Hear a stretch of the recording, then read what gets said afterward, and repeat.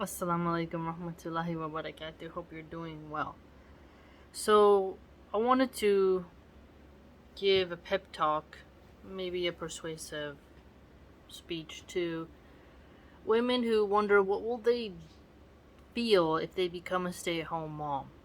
Because a lot of red pill men, they're really just interested in whoring around and then spitting in the faces of the very same women they slept with, behaving in a hedonistic manner, and then still expecting golden virgins as a reward for their degenerate behavior. And a lot of women are quite confused because they're seeing this loudmouth energy and they want to somehow appease the dragon by being the special girl for such a degenerate person filled of debauchery. And at the same time, these women have the paradox of how will I have value and how will I have productivity if I'm just a man's accessory? Okay? And so, I would tell you, as someone who's worked my entire life and I've been a stay at home mom now for 2 years and has adjusted to the different lifestyle and practice what I preach, not like some red pill women who just dump mud on everyone's head while they live the lifestyle they condemn. So your sense of productivity is going to change. So when you go to work, you can measure your success with how little complaints you get from customers, how little nagging you get from your manager, and monetarily through your paycheck via hours or tips. You're able to measure your success with an economic standard. Okay? But when you become a stay-at-home mom, you are measuring your success with a more spiritual one. And the spiritual success is something that isn't measured in the same way as something monetarily with fiat currency, right? You're not paying taxes on your spiritual success, but only your economic one, right? So when you first become stay-at-home mom, you may feel a bit like the day's dragging on. I don't know how to fill up my time. Now, some men forget that a woman has to be kept busy. She has to have diverse things to do.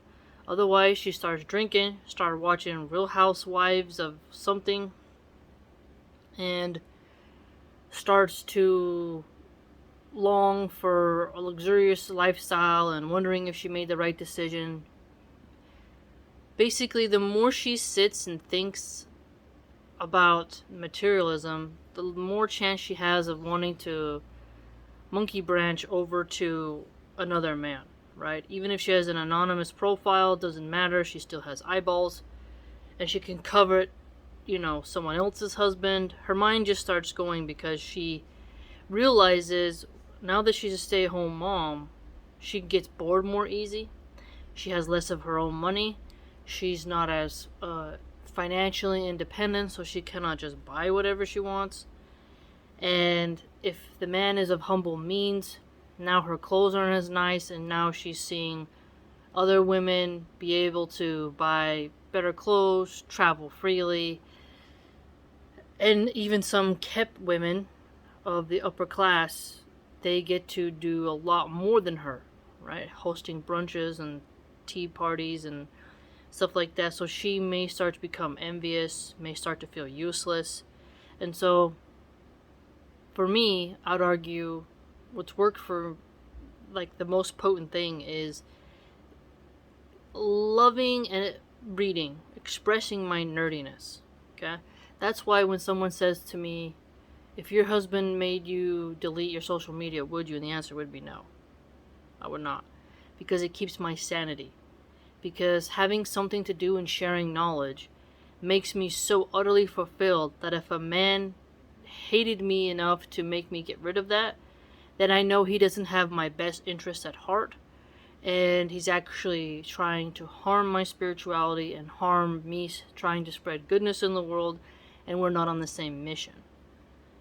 There are some men who their woman isn't really into talking to many people about, diverse topics, and she's more interested in something else, and that's upon her. Like, if I could be at the masjid a lot, I would do that. But tiny kids, it's just not gonna work for now. Maybe when I'm older and the kids are, in high school age or something, or they can make some food themselves or know how to heat up things properly without causing a fire or whatnot, right? So that's a little bit different, but reading to myself makes me happy, but also just making videos and connecting with other nerdy minds. And not every man measures their machismo, their male success, based upon how invisible and half retarded their woman is, right?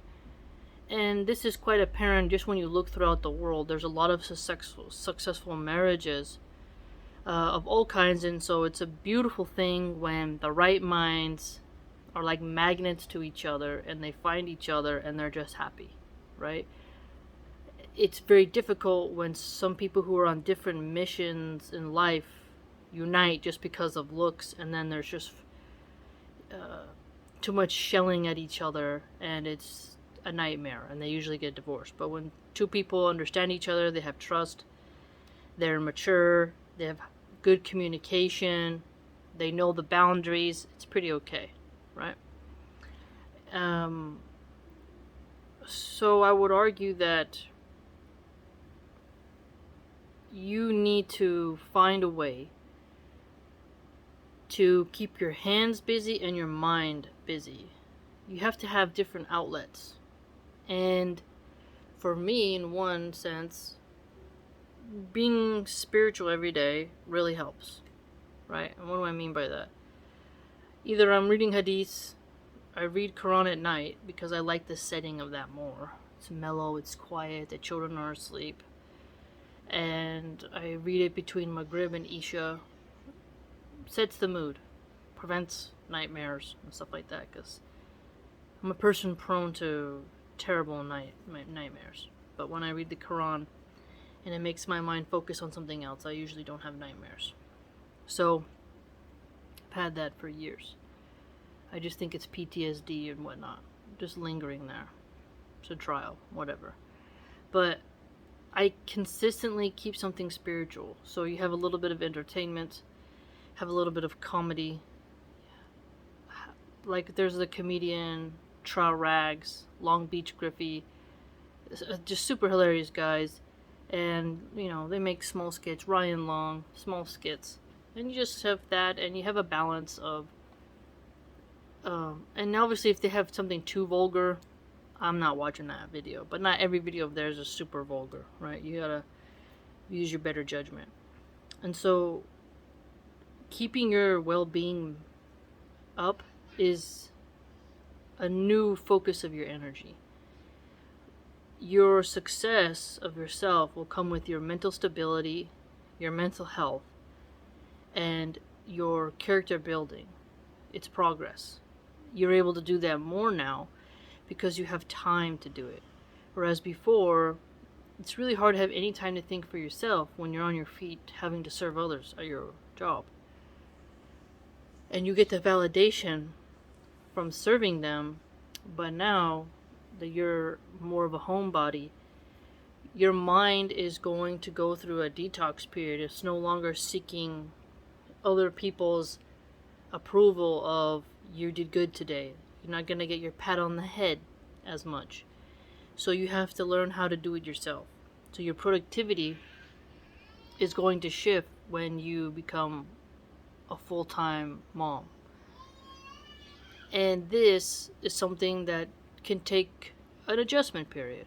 So you have to watch your depression. You have to make sure you don't get cabin fever.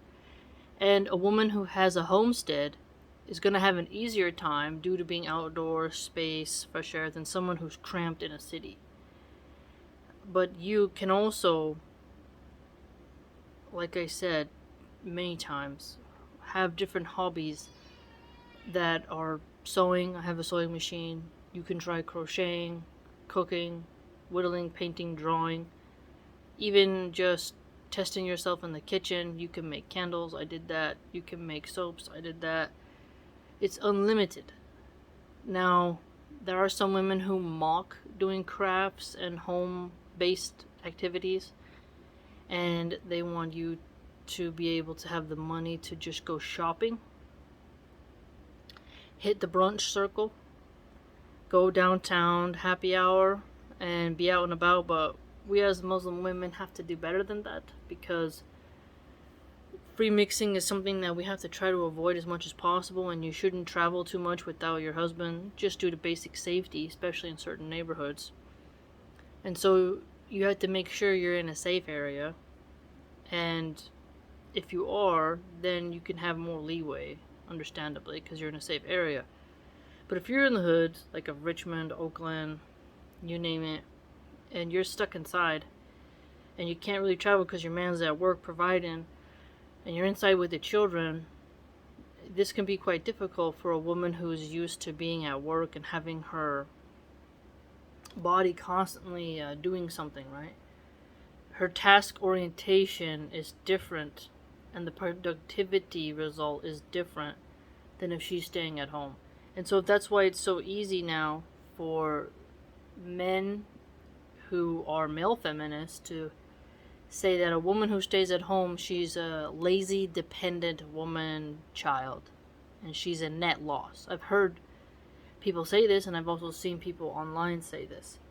And some men don't want to provide for a woman, and they do want her to work. And so if you find yourself stuck with a guy like that, and you're still trying to push him to be the right kind of man who provides, and he doesn't really give you the approval you need of your productivity and how you're taking care of the household for him, just know that Allah subhanahu wa ta'ala is seeing everything. You will get the reward for doing good, because the reward for good is only good. And everything you do for the sake of Allah is going to matter on the day of judgment. And so remember, you being a stay-at-home mom, you'll be able to study, learn, and expand your mind, and spend spiritual time with your children. Just being present, being around them, this is tremendous, because a lot of kids are denied that. Monday through Friday, they're at school by 9 a.m. to past 3 o'clock, okay? And they are then coming home to tired moms who are mentally drained and are not fully present sometimes. Even though they try to be, they have to rejuvenate themselves with different stuff, however they cope, right? And so the spiritual success and productivity is slower, because the economic productivity and success measures have been placed in front of the spiritual one. And you have to remember, if you're trying to switch, that it's going to be an adjustment period, and that if a woman who's more of a corporate status is, or a man even, he asks, what do you do when you say you're a stay-at-home mom, and they give you this look, know that you may be more spiritually advanced than them, and so you can't compare your spiritual success to just their materialist standard. Now, you can still be spiritual and be highly productive, but to be a top dog in any field requires a lot of hours. So while you're spending time reforming your character, hibernating in Islamic wisdom, others are out there just fighting off the demons, and they're more focused on trying to survive all the mental attacks they're getting because of all the different people they have to encounter every day, or their annoying coworkers. They have a different type of battle. So those who have the productivity success, paying taxes, those taxes going towards infrastructure, they buy things in the economy, all that adds to a different layer of stability in society that allows you to be able to live in a nice area and have a well-funded police force and stuff like that, so that you can stay home in your nest and be in a safe area, gaining more spiritual knowledge with your children. And your spiritual knowledge, you being around, being a known person in your community, and being an owl in your community, keeping an eye out for trouble, looking out the window every once in a while, you know, being familiar with the children in your community, stuff like that. This helps with spiritual success because the children will notice your behavior even sometimes if you don't. And especially if you're a Muslim woman and you are in the community and there's not too many other Muslims there, people remember you more and they're judging you more and they're looking to you more, and maybe one day they might want to approach you while you're in the grocery store, while you're buying your coffee. They may have a question for you just because you're available. You're available at a different schedule than those who are doing 9 to 5s, right? Who are doing wage labor. And so your spiritual success can help somebody who's doing their economic success. So there's this symbiotic relationship and both need each other, right? Me being able to stay home in a safe community is because the people in this section of the county pay an enormous amount of taxes, and so the police force is next level. They're going to be here in 3 minutes. Boom, they're fast. I mean, great police. Awesome. So you got some crazy person, our police are showing up, putting them down, and I love it. In other communities, the police take a lot of time to show up because they don't have as many resources. And liberals defunded the police in those areas, so it's up to you. You know, liberals want almost more crime and they restrict your gun rights, so you don't really have a lot of options. But in other areas where there's higher tax revenue, people demand a certain standard of law and order, and that benefits us spiritual people because we don't have to be ducking and dodging bullets and walking past drug dealers with our strollers, and we don't have to walk past prostitutes. We don't have to deal with that as much, and we're safer when we're pregnant, and it's safer at our parks because the police protect us. Okay? And then we're allowed to lower our guard a little bit and focus more on spirituality and being spiritual without always having to have our guard up for hyenas who would want to do something terrible to us, rob us, or worse. And so the people around me who go to work, especially the women, because the area where I live, there's like lots of doctors and lawyers and offices, right? Law offices and stuff. You see that since they pay for the police, right, how that works, how the taxation is allocated, lets me be safe. And so I appreciate their sacrifice. But how do I repay them? I repay them by gaining spiritual knowledge, being in the community, and keeping an eye out for trouble, right? That's not being what they call a Karen. That's a negative slur towards white people. And it's a pejorative. And it can be true. I mean, I've met some Karens. They can be quite crazy. But what I'm trying to say is something different. It's where, while you're sitting by the bench by the ocean, relaxing, if you see someone breaking into a car, you call the police. You don't just say, "Oh, don't snitch." Side with the criminal, right? If you see someone committing a crime, you call the cops. You don't just let it fly by because you want to be some cool street person. You just basically help where you can, how you can. And you obey the laws. You don't litter. You don't do crap like that. Just, be a decent human being. Be neighborly. And some women will feel more calm, if they're wise, by knowing that there are other women out there with extra set of eyes. It's like going to the park and all the mamas are watching. One kid falls down. One kid's walking over to a car. "Hey, your mom's over here. Where are you going?"